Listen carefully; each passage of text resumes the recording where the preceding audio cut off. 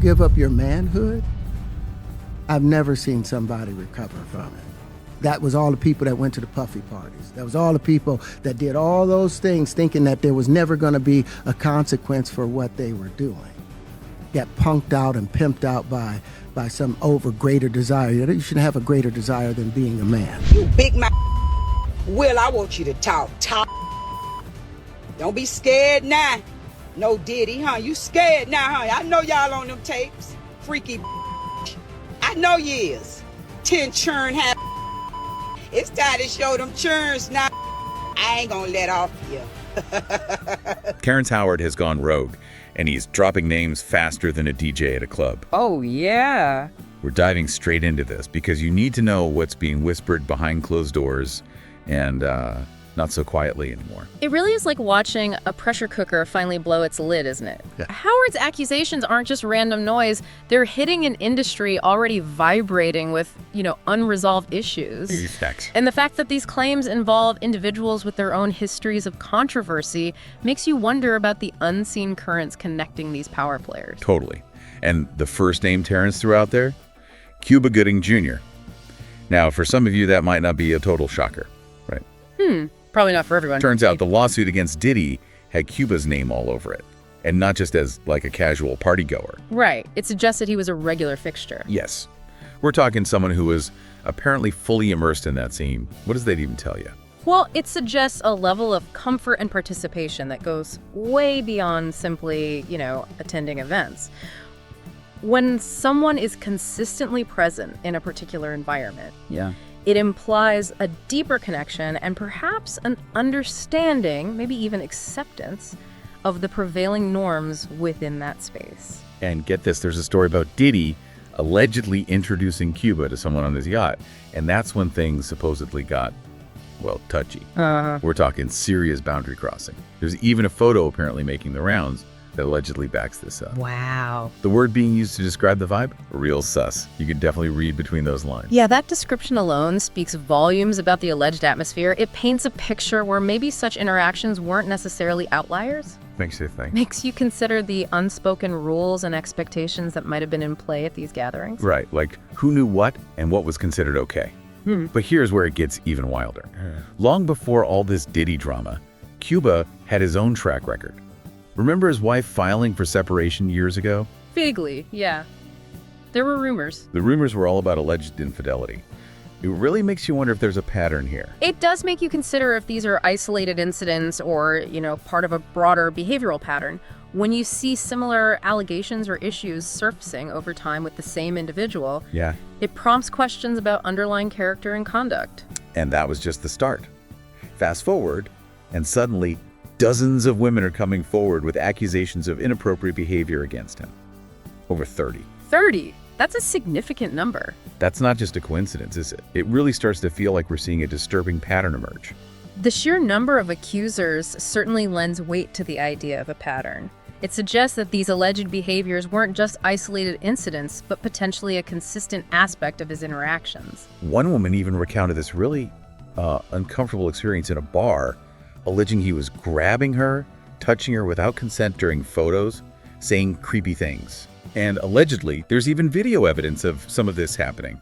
You can't really argue with video, can you? Well, when you have visual evidence accompanying such serious allegations, it certainly adds a layer of corroboration that's, difficult to dismiss. It provides a more concrete basis. Then you've got the alleged assault in a Soho hotel years ago, which led to his arrest. Remember that video going viral? I do, yeah. And he ended up pleading guilty in a separate case for kissing someone without consent, plus an $80,000 payout in another case for battery and assault. It's a pretty long list of legal entanglements. The fact that these cases resulted in guilty pleas and financial settlements, it indicates a legal acknowledgement, at least to some extent, of inappropriate behavior. It moves beyond mere accusation into the realm of legal consequence. His lawyer tried to brush it off, saying he's just outgoing and friendly, maybe a little frisky, but ultimately respectful. The usual suspense. Not daring to downplay it. But Terrence Howard isn't buying that spin. He's suggesting Cuba's involvement with Diddy went beyond just partying. He hints at other shady activities. And given everything we just laid out, It doesn't feel like a huge leap to imagine that's possible, does it? Well, when you consider the existing pattern of allegations and legal issues surrounding Gooding Jr., Howard's suggestion of deeper involvement within Diddy's circle doesn't seem entirely unfounded, no. It raises the question of whether these individuals were operating within a shared environment where certain behaviors were maybe normalized. Okay, next up, Terrence Howard name-dropped Naomi Campbell. And honestly, you probably just nodded when you heard that one, didn't you? Ha.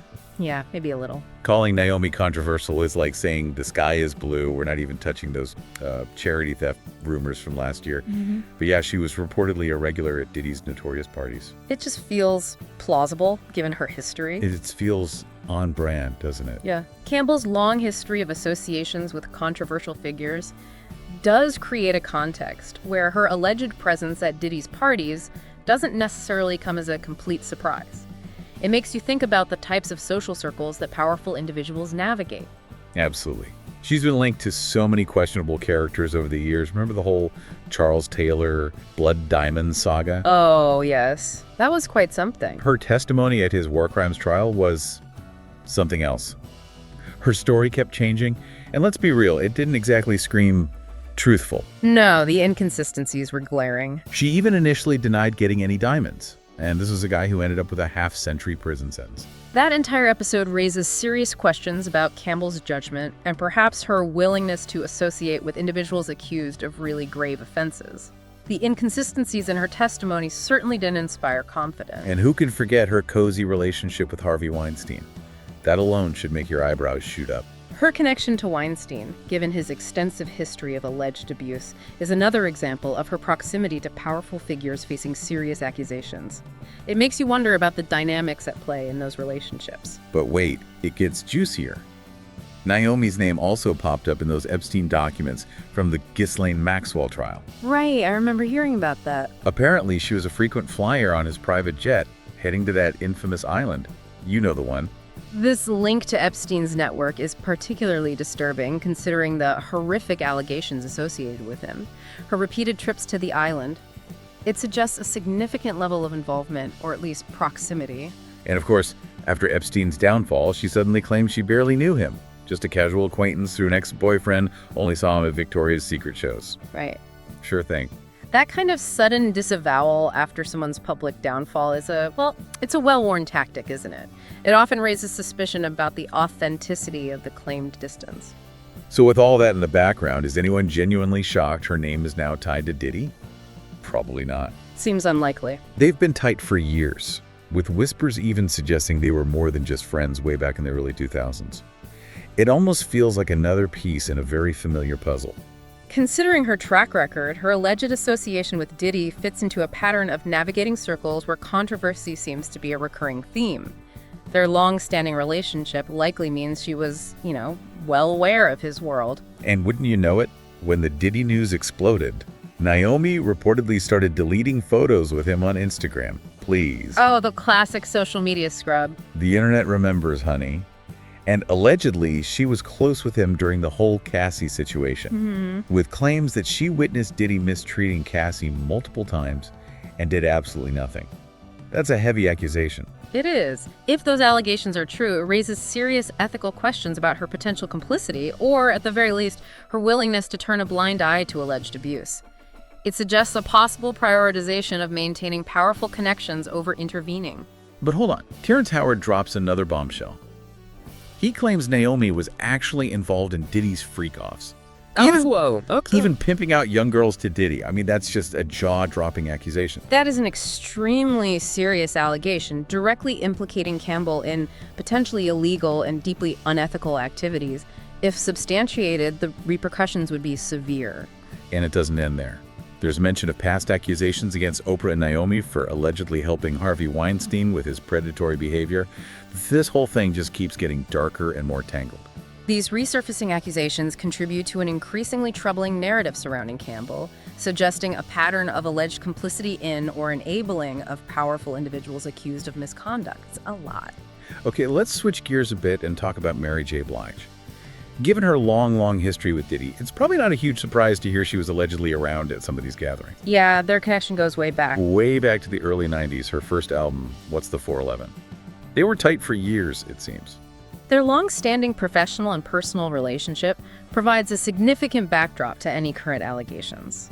A bond that deep makes any subsequent fallout all the more noteworthy. But things definitely went south in the late 90s, early 2000s. They had a major falling out, a real feud that lasted for ages. Right, I remember that period. Mary later admitted it was partly her fault, saying she was struggling with addiction back then, a hot mess on drugs, she called herself. She even acknowledged that Diddy, being the businessman he is, probably distanced himself because she wasn't in a good place professionally or personally. You have to respect her honesty about that. Blight's willingness to take responsibility for her part in their earlier conflict does offer a more nuanced perspective on their relationship. It shows a degree of self-awareness, which is quite rare sometimes. Definitely. Eventually, they made up, repaired the friendship, but now, after the feds raided Diddy's homes, Mary has made it very clear she's done with him. Done. Saying she burned that bridge a long time ago. She even posted a pretty telling message on Instagram about it. Sounds like she's not looking back. That definitive severing of ties following the federal investigation speaks volumes. It suggests a clear boundary she was unwilling to compromise and indicates the seriousness with which she views the current allegations against Diddy. And there are some really disturbing rumors out there about alleged violence and abuse during their time together back in the day. Oh, like what? Claims that he pressured her into doing things she wasn't comfortable with, specifically involving a strap-on, causing her distress, and that he got another woman pregnant but pressured her to terminate, which deeply affected Mary and supposedly contributed to her own choices about children later on. Wow, that's incredibly heavy stuff. These are deeply troubling allegations that, if true, paint a picture of a potentially abusive and manipulative dynamic. Claims of coercion, especially around reproductive choices, are particularly serious. But according to Terrence, the reason for her current distance might also be that she allegedly got caught up in some shady situations with the younger guys at Diddy's parties, even though she was an adult. Huh. Okay, so that adds another layer of complexity to her potential involvement or experiences there? It does. It suggests her experiences at these parties might have been more multifaceted than just being, a bystander to Diddy's alleged activities. Right. And this is where it gets a little complicated again.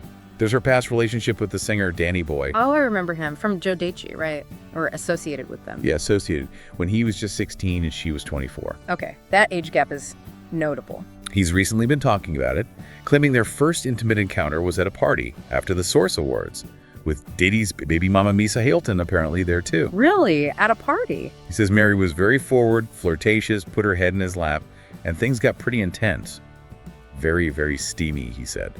He even claims it turned into a full-blown affair, with her flying him to New York, all while she was also reportedly involved with Tupac at the time. It's a messy picture. Danny Boy's account, if accurate, raises serious ethical questions about the power dynamics given the significant age difference and his age at the time. His perception of it being an affair while she was with Tupac. Yeah, that complicates the narrative quite a bit. So Terrence's take is that Mary was allegedly enjoying these Diddy parties, but made a swift exit when the federal investigations started heating up. It's just a tangled web of relationships and accusations, that's for sure. That interpretation aligns with Howard's broader claims about individuals within Diddy's circle attempting to distance themselves as legal scrutiny intensifies. It suggests a potential element of self-preservation at play. Now here's a name that might make you do a double take. Rick Ross. Rick Ross, okay, that is unexpected. Usually, he's not part of these conversations about Diddy's alleged behavior, but apparently there's some gossip floating around. You know how that goes. The inclusion of Ross in this context is certainly different, given his less frequent association with these specific ongoing allegations. It suggests that the scope of scrutiny might be broader than initially perceived. Apparently, last year, someone claiming to be connected to Diddy's parties told the police they believed Rick Ross and Diddy were romantically involved. Romantically involved. Okay. And Rick's baby mama, Pia Kemp, has been trying to bring up alleged ties to Diddy for a while now. Right, I think I've heard about her comments before. But a lot of people haven't really taken her seriously due to her history of, let's say, online outbursts. It's kind of a classic case of crying wolf, maybe. People weren't listening. Kemp's attempts to publicize this alleged connection highlight the challenges of being heard when there's a pre-existing perception of one's credibility. However, her repeated claims, whether substantiated or not, do contribute to the growing speculation. But last year, she allegedly claimed some pretty explicit things about Rick and Diddy's relationship. Like, really explicit. And there's even audio circulating, supposedly of Tia, making some very direct accusations. It's definitely grabbing attention now, even if it's coming from a, controversial source. The direct and explicit nature of these allegations, regardless of the source's reputation, is likely to generate discussion and further fuel the rumors surrounding Ross and Diddy. It adds another layer to this whole saga. It really makes you wonder, doesn't it? Considering all these stories coming to light, who in Hollywood wasn't somehow entangled in Diddy's world? Or at least knew what was supposedly going on? That's the unsettling question, isn't it? It's a pretty unsettling thought about the industry. We're really curious to hear what you all make of this unfolding drama, so definitely share your thoughts. This broader question of who may have been involved or aware of the alleged culture surrounding Diddy raises significant ethical considerations about the dynamics of power, complicity, and the choices individuals make within the entertainment industry. So, these stories are painting a really complicated and, frankly, potentially dark picture of celebrity culture and influence. These allegations are serious, and all the resurfacing past controversies just add layer after layer. It's like peeling an onion, but maybe a very disturbing onion. Oh, yeah, exactly. It makes you think about power, choices, and what happens when secrets start to unravel. What does all this mean for the industry? And will it change how we see these celebrities we thought we knew? It's a lot to process, isn't it? And probably far from over.